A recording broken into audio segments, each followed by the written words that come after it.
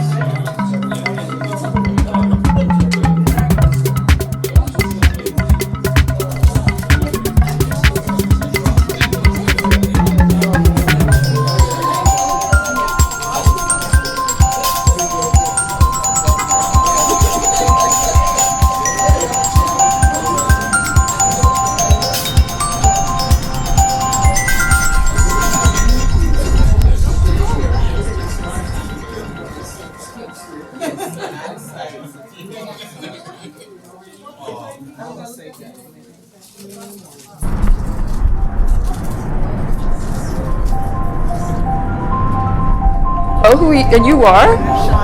Shauna, nice to meet you.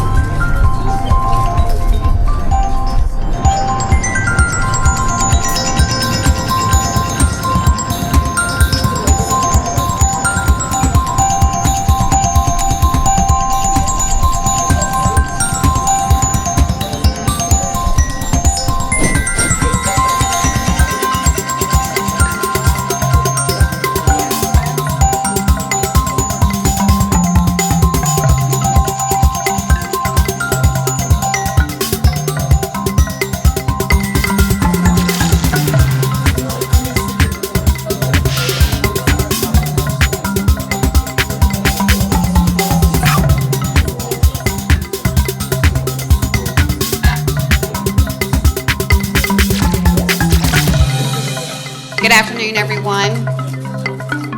Thank you all for coming. This is a great turnout. Get a chance to sign.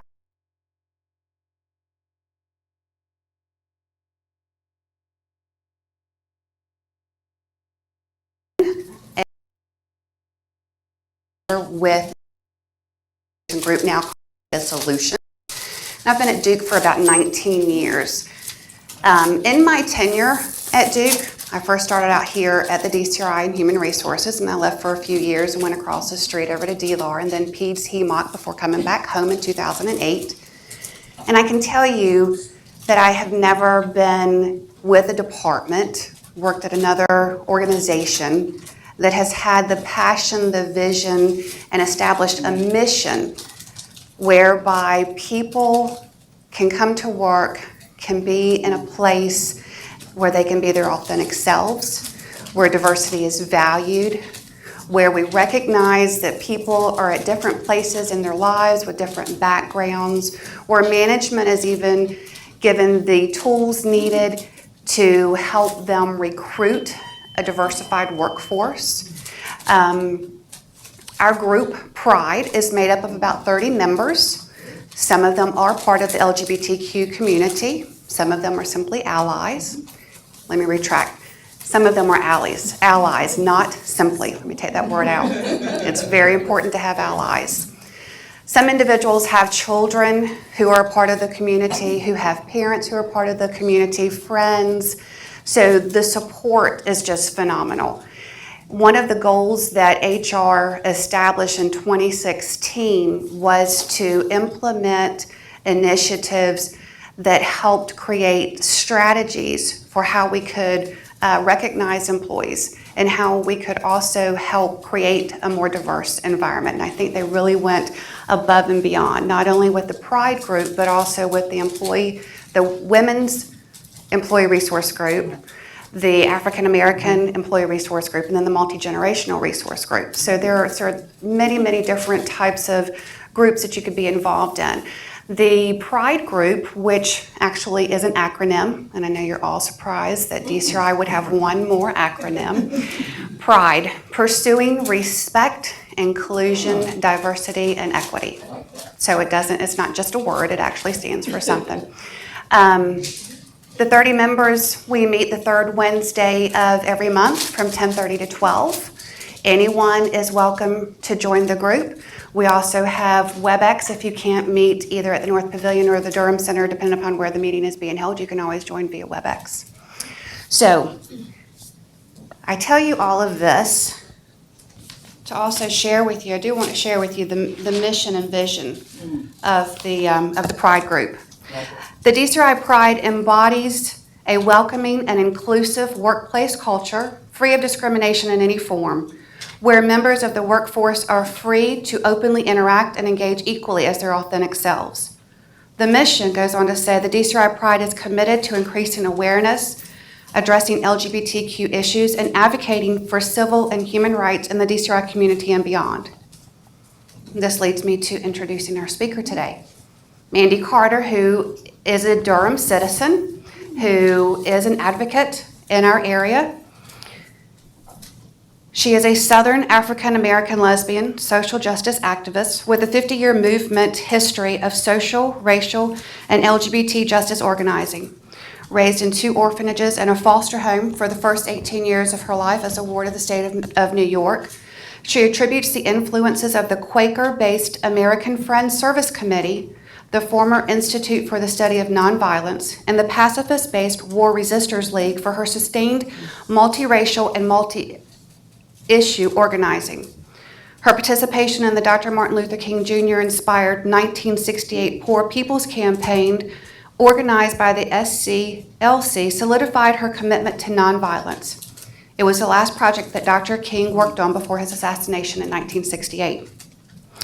Ms. Carter helped co-found 2 groundbreaking organizations, Southerners on the Ground, SONG, and the National Black Justice Coalition, NBJC, which integrates work against homophobia into freedom struggles in the South and empowers Black, lesbian, gay, bisexual, and transgender people respectively. Their mission is to end racism and homophobia. Among her numerous achievements, Ms. Carter helped organize participation in the 50th anniversary of the 1965 Selma to Montgomery Voting Rights Act activities, was the national coordinator of the Bayard-Rustin Commemoration Project of the National Black Justice Coalition, marking the 50th anniversary of the historic 1963 March on Washington for Jobs and Freedoms, where Dr. King delivered his iconic I Have a Dream speech. Was one of 5 national co-chairs of Obama LGBT Pride. Was nominated for the Nobel Peace Prize, recognizing and celebrating her impressive and valuable peace work guided by nonviolence, integrity, and selflessness. Who is this person? I'm not done. Was recipient of the Union Medal, the highest honor from the Union Theological Seminary, a leading progressive seminary and voice for justice, and numerous other awards from human rights and community organizations, all of which acknowledge her many achievements, staunch commitment, and distinguished contributions. There's a long list of publications, including the Mandy Carter Papers Collection, which was acquired as part of the Sally Bingham Center for Women's History and Culture, repository of the David M. Rubenstein Rare Book and Manuscript Library at Duke University.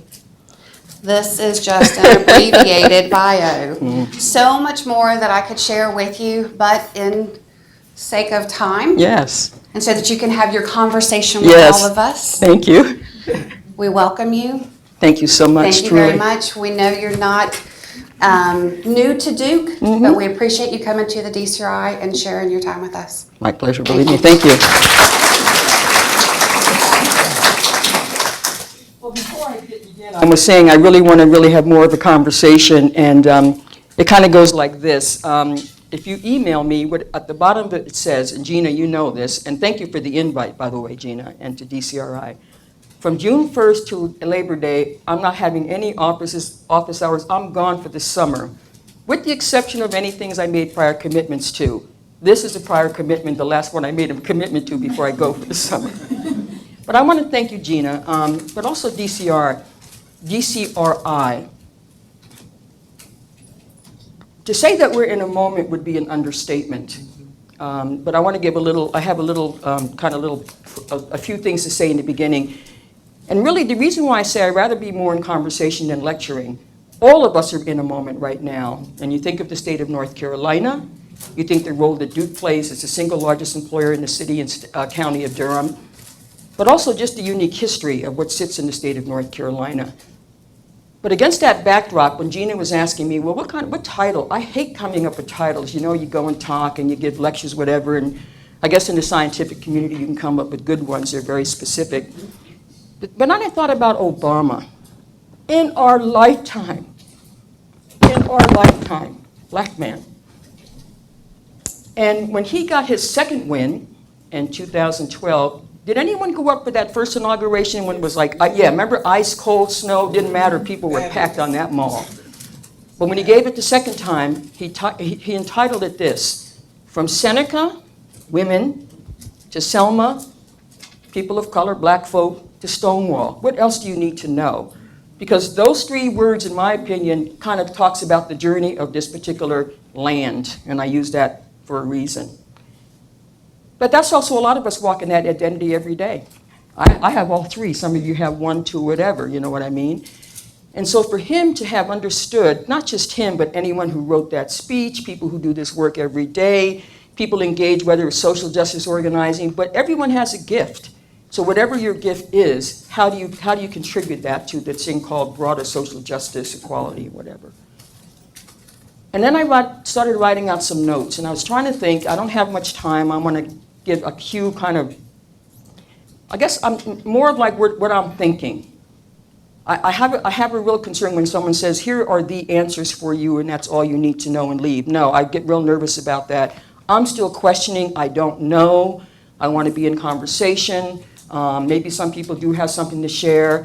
But I think we're at a moment when I just want to be in more conversation and just what's happening. The other thing that I think is so important, we're just talking about, if people would take the time to say what their journey has been.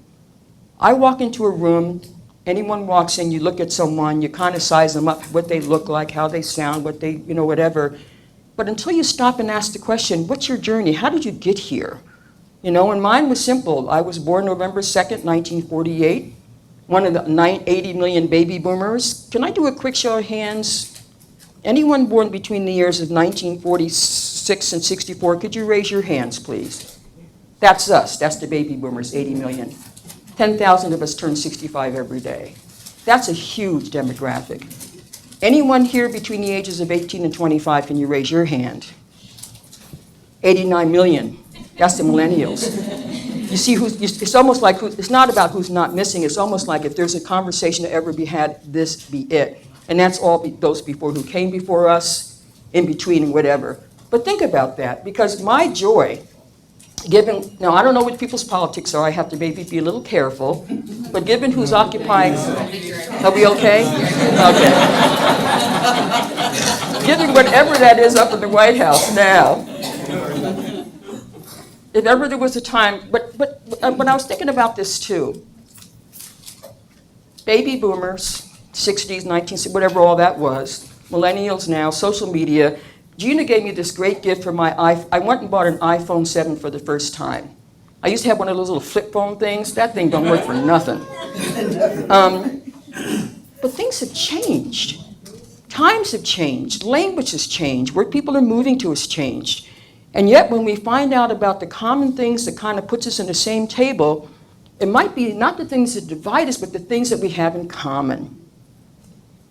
And I've been doing this work since 1967, not because I thought it was a great idea. We were in the middle of the war in Vietnam. That was our issue at that time. And what King did on April 4th, 1967, if you remember, he gave that iconic speech long before the I Have a Dream speech on the Mall. It was called Beyond Vietnam. He was willing to go from the civil rights organizing in the South and wanted to lift that conversation up about a much bigger picture of what was happening in terms of U.S. society, how we operate in other places. And the civil rights movement said to Dr. King, do not do that. He got huge pushback for him even thinking about having that conversation, only to find out in retrospect that was something he had to do. April 4th, 1967. 1 year later, he would be assassinated in Memphis. What was he doing in Memphis? Helping the garbage workers in Memphis because they had a right to have a job and equal pay. He got it because he understood that I can look at my reality. I'm black. I have been told I can't vote, have to get to the back of the bus, Jim Crow, all those rules and regulations. But that was happening to women too. Because when these lands first got settled, you know, when those ships pulled up to these shores, not from Africa, the other ones, and when they were gathering around and trying to create a constitution or something that would talk about how we were going to maneuver and talk about this country at that time, who were the first people that were left out? Women. Couldn't vote for office, couldn't serve in the military, and with all due respect, marriage was anything but equal, based purely on gender. That's half your population. Then you have, and then they had created a movement, obviously, to talk about how we get this whole equality and having to form and organize Seneca Falls, and they had the meetings up there around creating a movement around women's issues. But they had a difficult choice at Seneca Falls too, because one of the questions they had to answer was, do we include black women? And the answer was no. I wasn't there. Were you there? I don't know what was going on, but the rationale was one that we've heard before. We'll come back and get you later if we can just get this one piece. I can kind of understand that, but that was the reality of what happened with women in Seneca. Then we had slavery. We came as property, literally. You're sitting in the state with one of the second largest slave plantations in the state of North Carolina, Somerset. Do yourself a favor, go. Go there and go walk the grounds. It's free. It's on the eastern shore. I always believe it's one thing if you can read it, but when you can walk it and be a part of that. Somerset Plantation. I found out after I got orphaned, whatever, my birth mother was born in Edenton, North Carolina. And her family goes deep there as well. And then when you look back at the records, and for all the wrong reasons, Somerset kept the best records because they were wanting to know how they were going to track their people. And because of that, you could backtrack how far the family would go back into Africa. But when people realized we came as chattel, came as property, then there was that whole fight for end slavery, abolition, whatever. And then when we finally get our rights, what are we told? Exactly what they said to women. You can't vote, you can't run for office, you can't serve in the military, and we could not even get married. We had to do the African tradition of jumping the broom. You see a pattern here? And so if that's the base, and by default, if we couldn't vote and women couldn't vote by default, who does that leave? And so that structure that's been there for quite a while, but realizing how social change movements have made a big difference in terms of women's movements, people of color movements, not only in English anymore. And then we get to, but how does change happen in the bigger picture of where we are as a community? And so each one of those, it wasn't just about people saying something's wrong and what's the remedy. The remedy was marching, sitting in, lunch counters, whatever it might be. But someone also said, if we do not understand about the power of the vote, getting the right to vote, getting people to run for office, city count, city level, county level, state, DC, that's another place. Hearts and minds and public policy. This year is the 50th anniversary of probably one of the most incredible, important Supreme Court decisions in our lives, interracial marriage. Loving versus the state of Virginia, June 1967. I graduated high school in '66. Now, I'm not a lawyer, but if someone told me the name of the case that would decide interracial marriage was called Loving versus the state of Virginia, 5-4, one vote. Richard Loving, white guy married to Mildred Jeter. And maybe sometimes it's not about the power of the law, it's the power of love. Think about it. Who would put up with that nonsense? The judge said, I'll tell you what I'm going to do. If you leave the state of Virginia for 23 years and never come back, we'll let it go. I don't think so. ACLU took the case and they won. But think about that. And Obama is a son of an interracial marriage. This is also the 70th anniversary of the Journey of Reconciliation. Blacks at the back of the bus, Jim Crow, it was a black woman from Virginia who won that case. But they had to test it, and they did this freedom ride to see whether or not if people were riding on buses, if someone got up to the front of the bus who was black. They had a plan. Bayard Rustin was a part of that.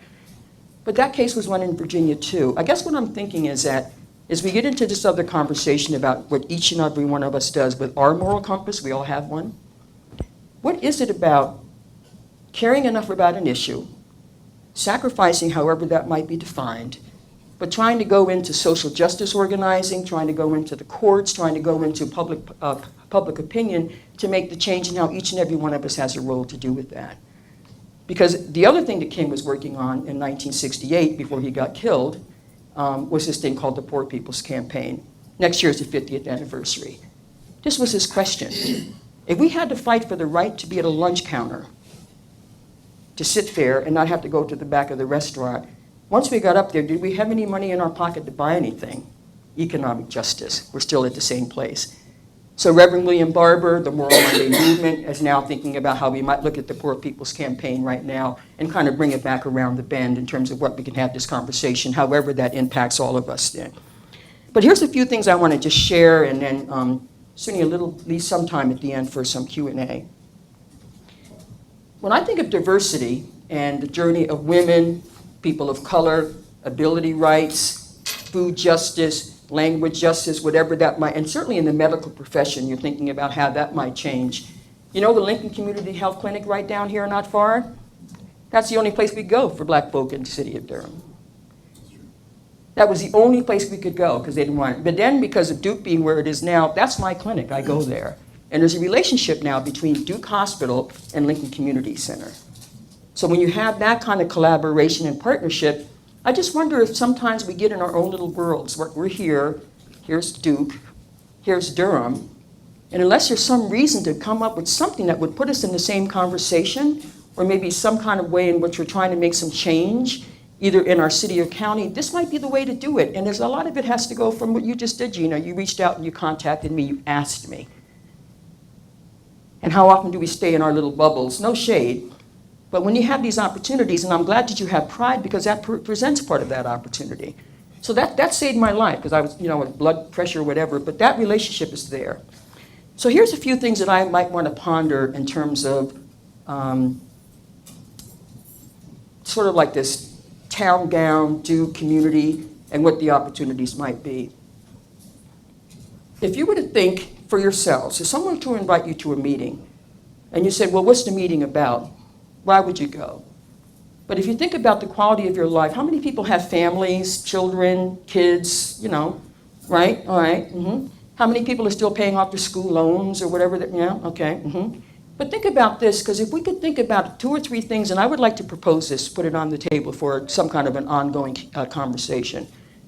Clean air, clean water. Nobody should be homeless. No one should be hungry. Everyone should have access to an education, and everyone should have access to health. Just bottom line, and you can name more, but that should just be 6 basic things.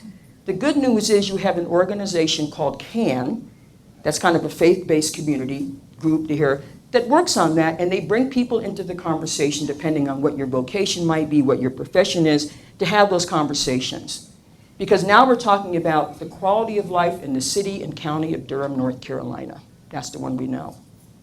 The state of North Carolina is exploding in terms of people moving here.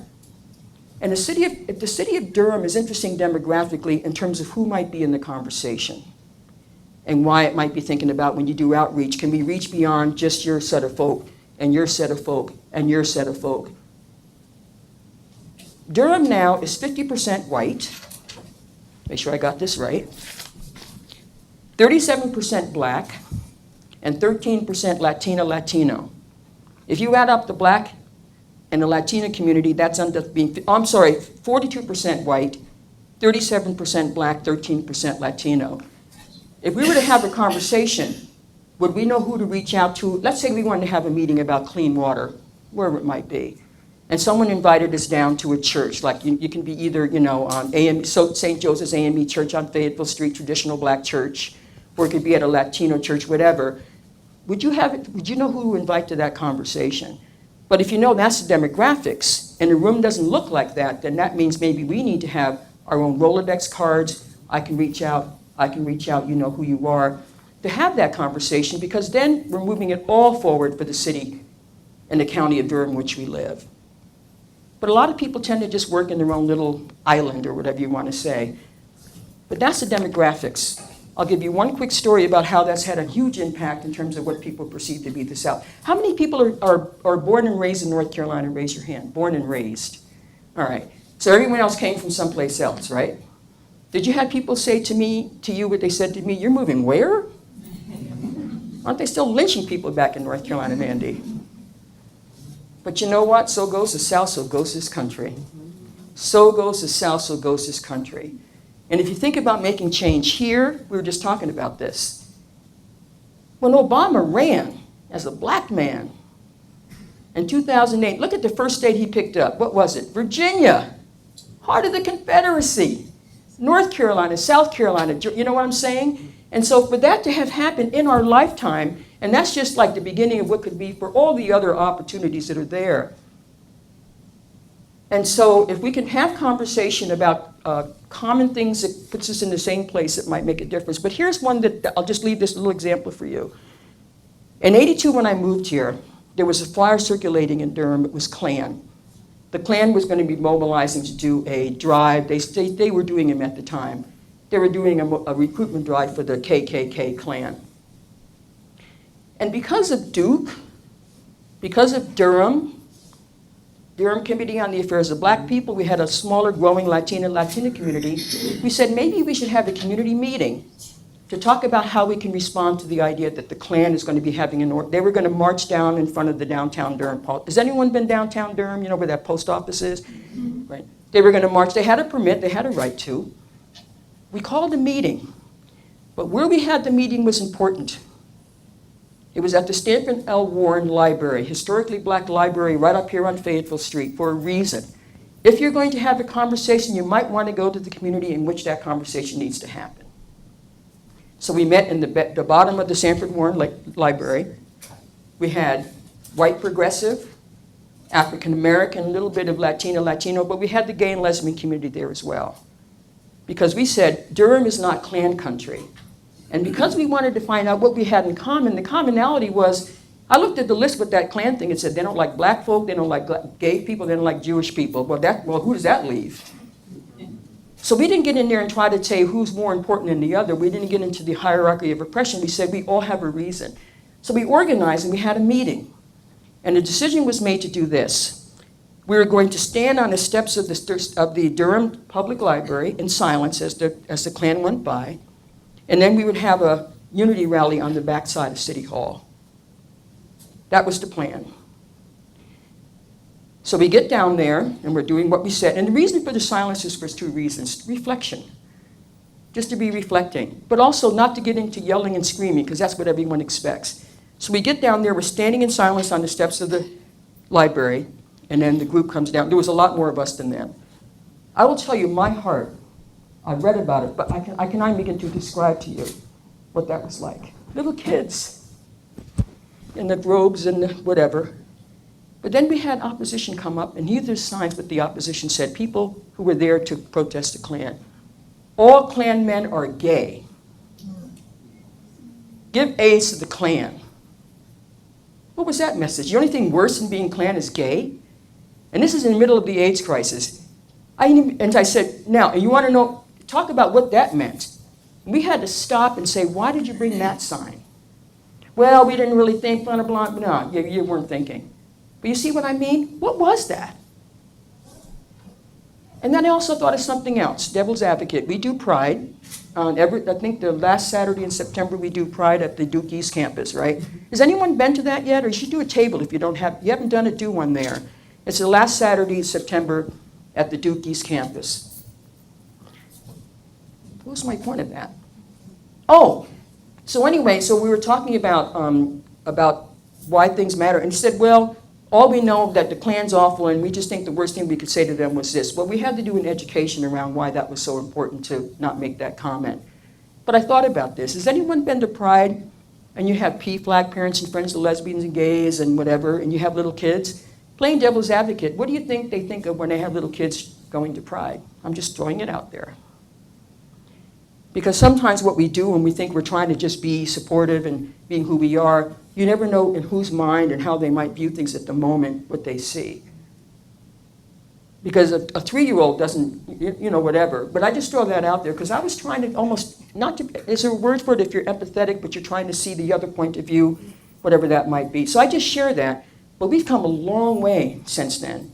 And then finally, in terms of what I think could be about Seneca, Selma, Stonewall, those are the 3 different constituency groups that we're now trying to figure out how we put them into voting. North Carolina won 2 huge Supreme Court decisions recently.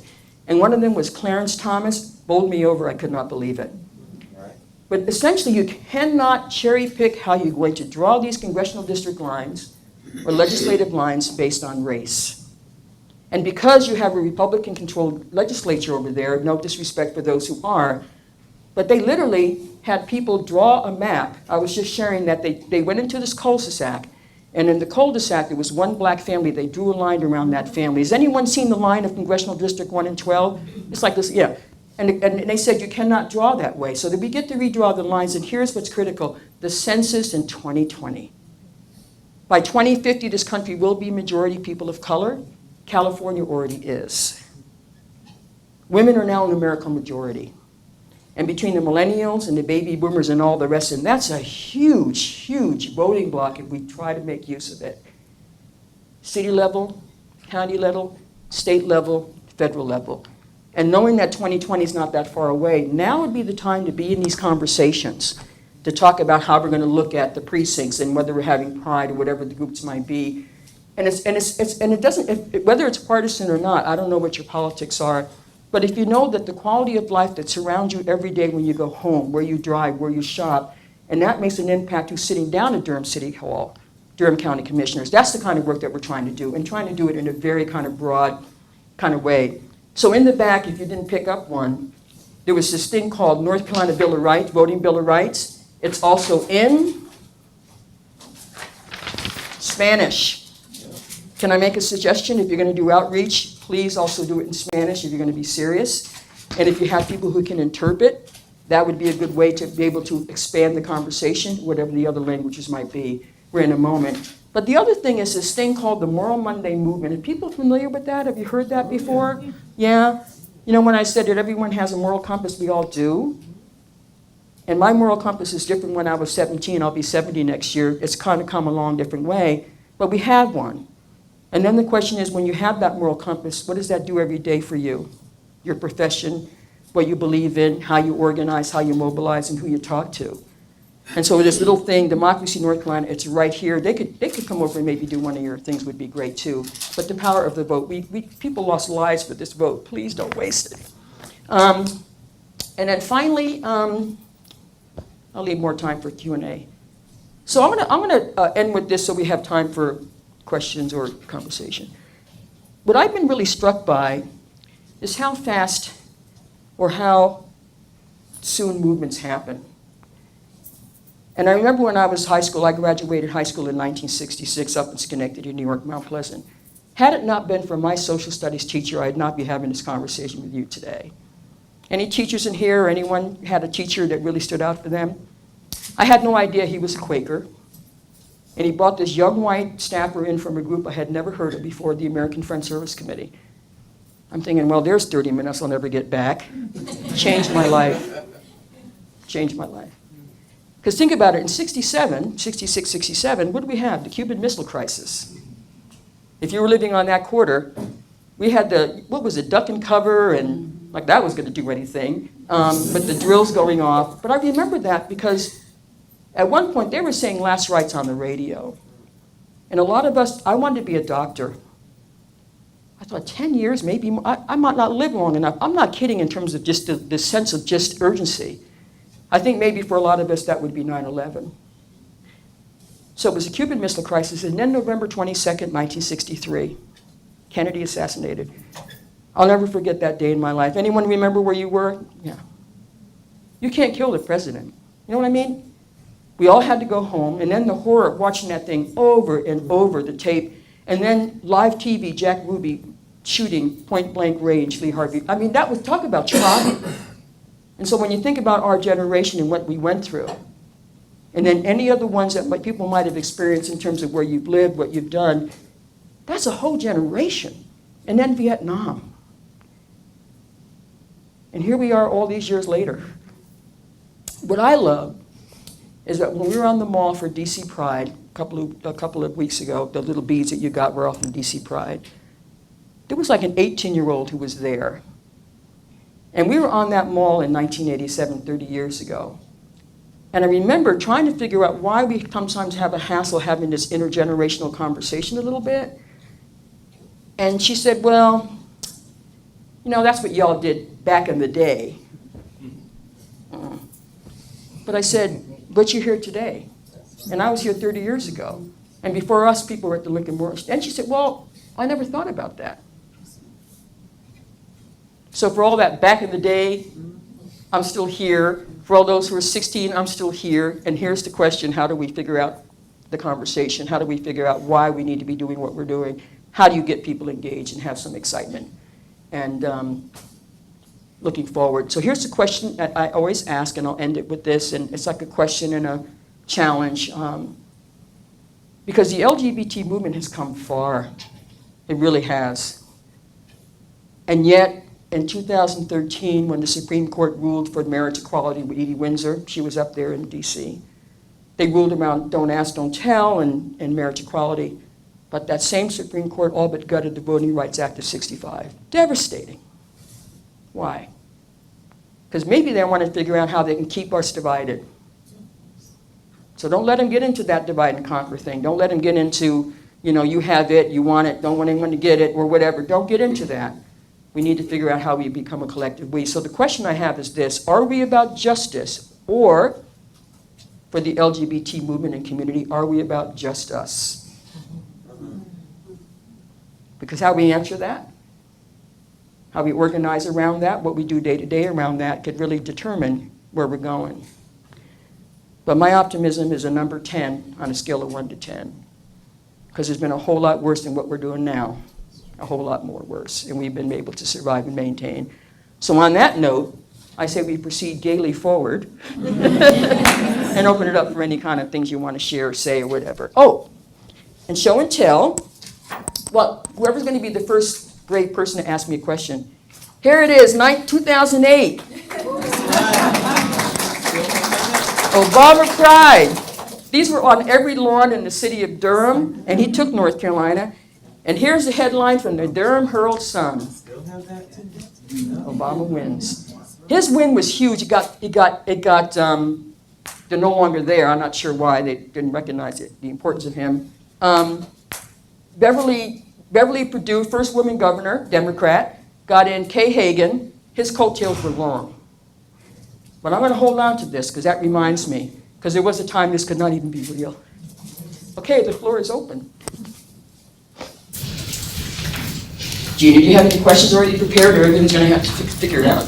You throw out those triggers the way you were asking people and get that conversation. You're really great at that. And we can pass the mic around. Yeah, I'm just curious, here, we have a good one right here. Is this the first time people coming to the diversity lecture series, or has everyone been here before? You can talk to them. Has everyone come to this before, the diversity lecture series, before you all been here? Good, well, thank you for taking time. We'll get you done at 2, so you can leave. And if you haven't picked up your beads, there's still some left in the back. Question here. I've just been struck by your comment on bringing the right people to the table around an issue. And I work with medical students and college students. And I was struck by how upset the larger majority of the students were by this election. I mean, darn near dumbstruck by it. You know, there were students who were weeping. There was just a lot of raw emotion. And it was hard to figure out just how to bring people together to have a conversation about it. Because if we look at the numbers, there were clearly people in the student body, I'm sure, who voted for this president and those who didn't. Mm-hmm. And we've all lived through different administrations that were Republican or Democrat, and somehow this one had more weight and had a sense of dread for a good number of us that others didn't. And so listening to you, and also I'll say the other thing that has been a trigger for and hard to have a conversation around has been Black Lives Matter. Mm-hmm. Black Lives Matter. Mm. So because of like what? Well, I think we probably saw it first publicly when Hillary Clinton said, what did she say? All lives matter. Or yeah.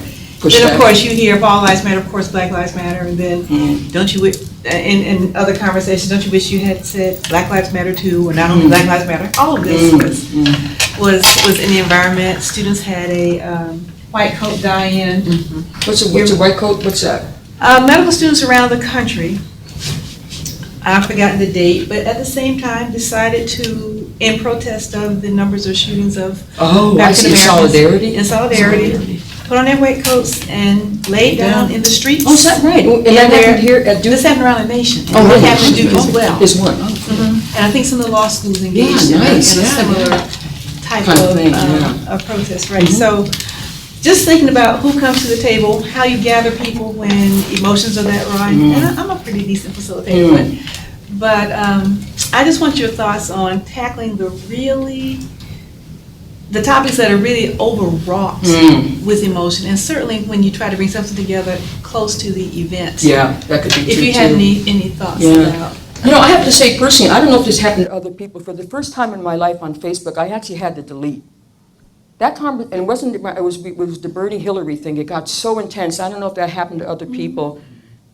And I'm not sure, I don't know if social media, it's like this interesting, it's like a, what do you call it, like a cutting edge. It does amazing things. It's just extraordinary what you can do. On the other hand, there's like a downside.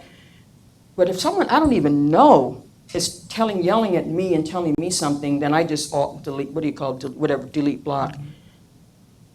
But I think here's the other part though. Maybe it's really this. I don't try to say, maybe it's this. Are you asking people when you have a conversation, it's my way or the highway? That's a whole different thing than can we just, even if you and I might not agree, can we at least try to have a conversation knowing that we might not come to the same conclusion? So it's almost having to try to find a different way to engage people in the conversation. But you know what my biggest concern was? People who didn't vote at all. Does anyone remember when Harvey Gantt ran against Jesse Helms in 1990? That was the most electrifying campaign before Obama. That was unbelievable. And we organized the entire state like you have never seen. And then to sit in a meeting and hear people say these very words, and it might be relevant to this. I hate Jesse Helms. You're going to vote? I ain't voting for no black man. Or, what difference does it make? Well, I can tell you right now, if you do not vote, that's a vote for you, whoever's going to run. That's what their votes are counting. So my disappointment, I mean, and there was a lot of people, quite honestly, between the Bernie, a lot of people stayed home, whatever reason. But I mean, and I'm going to throw this out. Have you ever been engaged in a way that you can say, you know what? We're having this conversation, it might not go any further, but you know what? Let's step back and let this go, or find some other place where you can have that. Because what I hate to see happen is that people lose friends, or you just, I'm not going to engage with you. And the last thing you want to try to do is block people out, because you really need to figure it out. But then, here's the group that I'm more interested in, the movable middle. There's so many people who want to just do the right thing. I just need a little bit more information, or can someone tell me a bit more? And there's a whole lot more of the movable middle, I think, than we do. I know where I stand. You ain't going to tell me nothing. I know where I stand. No, it's the people sitting right here. So if that's who that is, and maybe outside of our usual circles, I'm looking at Duke. I guess that's all men's basketball right there. No shade. I only care about Duke women's basketball. And when the new coach, Coach G, came to Duke, the first place she went was the LGBT Center of Duke. That was a game changer. Thank you. No one else did, but she was willing to come to that space. And then I have a lot of white friends of mine who are trying to figure out, can I be in conversation with my sisters and brothers of color? And you know what the easiest thing? Show up. Just go. You don't have to say nothing. Just show, and then come back a couple of times to show you're being serious. But if we're willing to take those kind of steps and trying to see what that might be, that I think we might, but also having a purpose, like you said, water or how, something that's tangible, but that might have. What's your level of optimism or hope in terms of what you see going on right now? I'm just curious. On a scale of 1 to 10, I'm going to do this for everyone. On a scale of 1 meaning, why didn't I even bother getting up today, to 10, I think we're going to do good. We'll just do, it's unscientific. Like where you are now in terms of how you feel, things around you, your sense of where we are. On a scale of 1 to 10, I'll start at 1 and go up. And just raise your hand, whatever you think. How many are like a 1? Oh, you just put the camera on. A 2. This is like, 2. 3, 4. 4. 5, 6, 7, 8, 9. Give me my 10s. Who are the 10s? Now, come on now. No way. All right. We'll take we'll just take a little sampling of each. Who was a 1 or 2? Who was a 2, 3, 4? Who 2, 3, 4? 3? Right. Why? I feel like we've had a very angry underbelly in the U.S. for some time, and they now have a feeling of power and are enabled, and they scare me. Like, I'm afraid that they're not going to disappear. Even if the political situation changes, I feel like they're not just going to go back under the rock they crawled out of. I realize that's not a theory. No, it's all right. It's good. Yeah. You were 3 also as well? It was a 4. Oh, 4. So, right. And I think it's that I would assume that the pendulum will swing back, but it just seems like right now there's a lot of like stoking the fires that it's like we have a strong voice for inciting hate, and Feeling that. it's really taken off. Yeah. Okay. And 6, 7, 6, right here. Yeah. The thing that concerns me is the level of executive leadership that is exiting. It's the government service. The White House So, level? perfect example, Okay. the committee that President Obama appointed to oversee AIDS prevention and education, 6 of the top people walked yesterday. Oh, really? Yes. Left? Yes. Oh, my goodness. On that level. If you look at one of the people Duke was just fortunate to hire, former deputy director of the National Cancer Institute. Oh, yeah. That executive leadership is no longer creating influence and policy in our government. They're tired. Wow. And they think they can have a bigger impact outside of the government. Interesting. Really, so they're leaving, but So then- my concern is Okay. that the executive level board, and it's not even just the executive, it's the Okay. middle managers as Yeah. well. They don't want to fight. Okay. But it's interesting you said they might take it from being within it and trying to figure out a way to. Yes, Okay, yes. great. You were at 6 as well. Do you want to get in? And then I'll get to a couple more. Yeah, I'm a 6 Thank you. because I think we're in for about 50 years of pain. 50? My lifetime.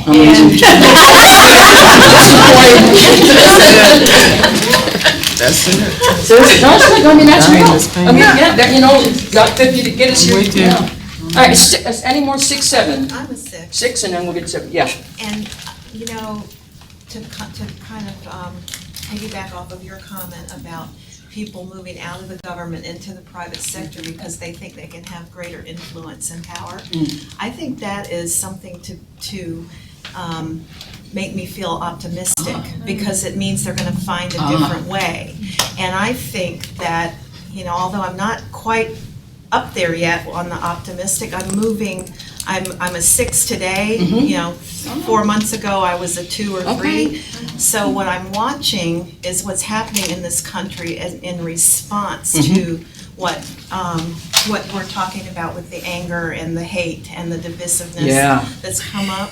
And I'm thinking it's going to be a catalyst for other people to wake up. For those of us who are status quo and we haven't been awake. Yeah. We're going to wake up and you're going to see a counter to that. And it's going to get more organized and it's going to eventually prevail. Yeah. And I think that a lot of this anger and hate and hostility is born in fear. And you're not afraid, and they're afraid of the power, the collective power that they know is there. Yeah.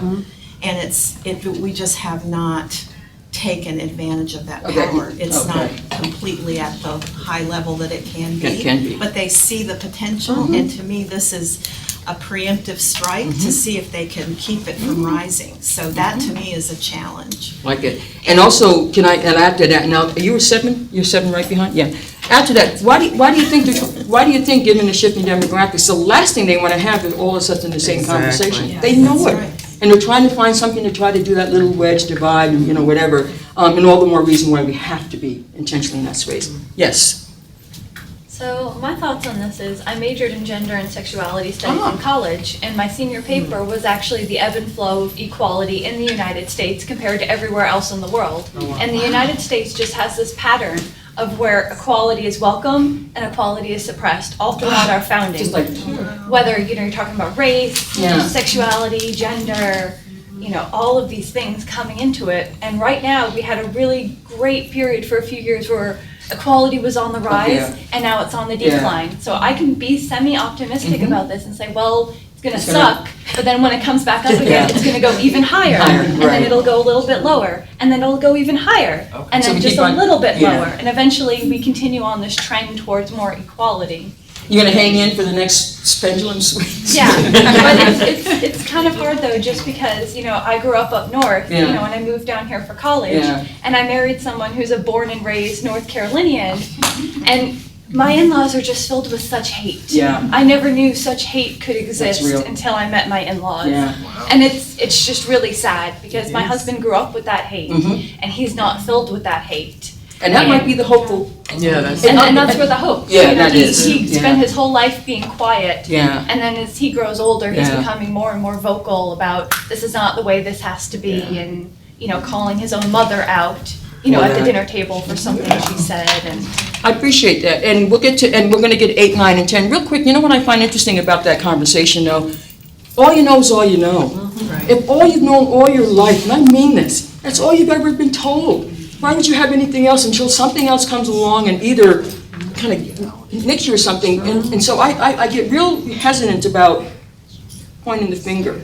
You know, and that's why I said hearing people's journeys and stories is so important, because that's all, that there is life, and you never know who may, and they might not, and if they don't, they don't. But where's the future is to children, it's the young, you know, the ones going on after you and whatever. Did you ever figure out why that cycle keeps on going? Could we get that? You could be a Nobel Peace Prize because winner. the United States is still so young. Other Yeah. countries have that ebb and flow, but it's so many years in the past, you Yeah. know, the history books really don't talk about Yeah. it. But just because we're so new, Yeah. it's in our history books. That's true, And too. people have lived through it. That's true too. And think about it, the Holocaust, tears, slavery, it's not as if we haven't had these, I guess what I'm struck by is what is the capacity of the human spirit to endure? What is that? And not only to endure, but to figure out how you resist or renew or whatever that is. So I'm thinking about this kind of resistance and resilience. Resistance and resilience. Who was it? 8, 9, 10? Who were the 8? You're 8. All right. Actually, I agree with everything you're saying, so, maybe you were 7.5, but, but I think what's great is that the conversations are open. Yeah. I think that there's a conversation going on that hadn't happened in years. And I think it comes down to the individuals in a way that. Each of us? Yeah. Yeah.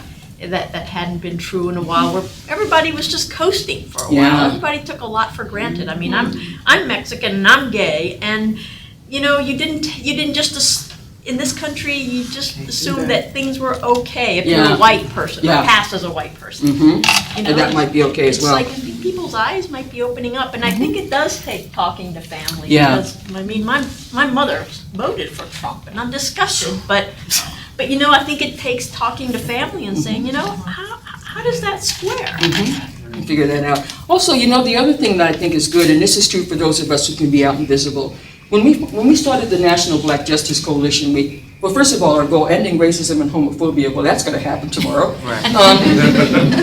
But I was just at a conference and I realized for those of us who can be out, we really need to be. Because whether you can be out or not, we can be the face for those who cannot be seen. We get to be the voice for those who cannot heard. We're at an HBCU. We have 11 historically black colleges and universities in North Carolina. 11. Central's right. Anyone gone to either one of them? Where? Yeah, you go Central. And they had a conference, and one of the presidents of the conference said, I don't think we have any gay students on our campus. Oh, no, you do. Oh, yeah. Now, you know what now here's the other thing. Don't name it, don't claim it, we'll be okay. The church is like, I know where the children are, but you just don't have to say yard. That's exactly what people need to do. The other thing people need to do, if you can, and don't give up the church, you create an option for it.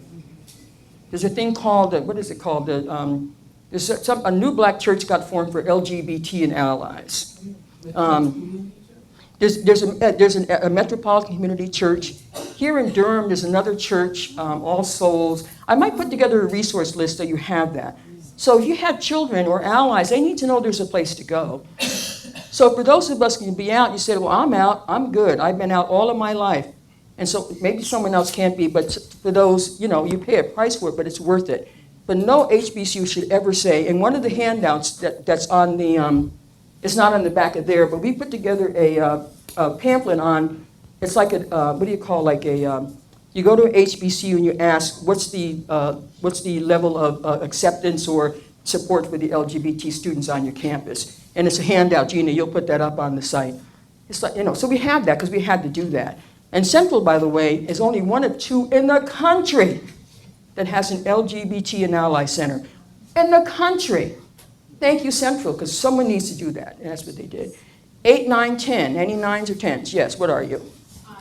I'm an 8. Okay. Yeah, I am one of the optimists in the room. I have to say, this last campaign, I was really depressed and sad, and I think in part because I didn't realize the level of, I wouldn't say hatred necessarily, but I think when I think of the United States of America, I come from a family of immigrants, but when I think of my America, I thought that it would be a place of more embrace and understanding, and I think the campaign really espoused for me an overall sense of a lot of people very fearful of embracing maybe an opportunity or a community of individuals who are different from themselves. And I think after the campaign, it really, I ended up writing a letter to my son. My son's only 2. This poor kid's gonna end up getting a volume of written materials from me. Because it bothered me to a point where, I'm following up on immigration and people's thoughts on immigration,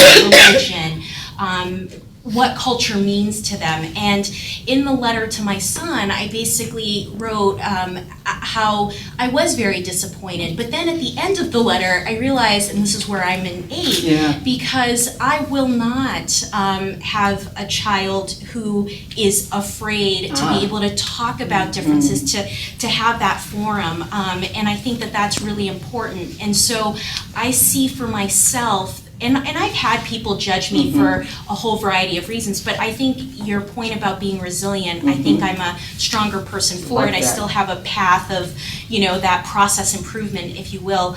But I want to demonstrate, my husband also feels the same way, that we are going to raise a very strong-willed child. He has a very ethnic sounding name, and I've even heard from folks who are like, well, are you sure he's gonna get a job? Is he gonna get into school? And I just feel for him, he is my future, he is my hope. Like and so it. for that reason, I'm an 8, and I will soon be, I'm sure, at a 10. Good. Thank you so much. I appreciate it. It might be interesting if you were to share that.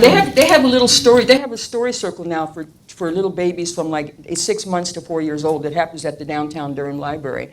That was one of these wonderful things to just get started. I like that. It's the children. We got time for a 9 or a 10. Yes. What are you? 9. Oh, right. Do we have a I was the only 10. All right, go. 9. I guess I'm hopeful.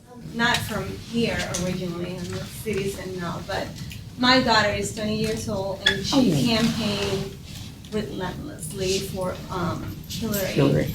And it was her first time voting, and there was so much hope. Yeah. And then they lost, the Democrats, and she called me next day, and I just I had to gather myself and say, Wow. I need a good message, because if I'm not hopeful, then who is? Here's the message. Wait. Think about it. But did you have one for her though? Did you have did. one? I said to her, look, this is still a democracy. Yeah. Right. We're not at war. Yeah. I'm in a country at war, and that's not good. And you still can vote, and you still can go out and work, and you still can have a message and educate people. Yeah. Education is key. I like it. If I'm not hopeful, then Where they turn.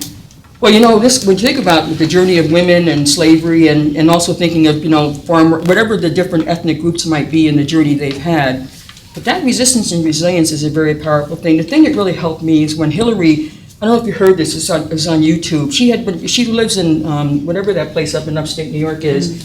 And she was walking on the back roads with her dog, and a young woman came up with a little baby girl on her shoulders. And she turned to Hillary and said, "How are you?" She said, "I'm good."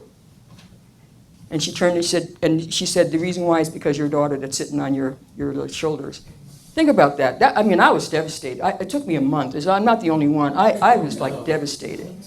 You know what I mean? But on the other hand, sometimes what seems at the moment some kind of almost like this is impossible, but in a weird way, that's just a little bit of a journey that kind of gets that pendulum that you're going to go.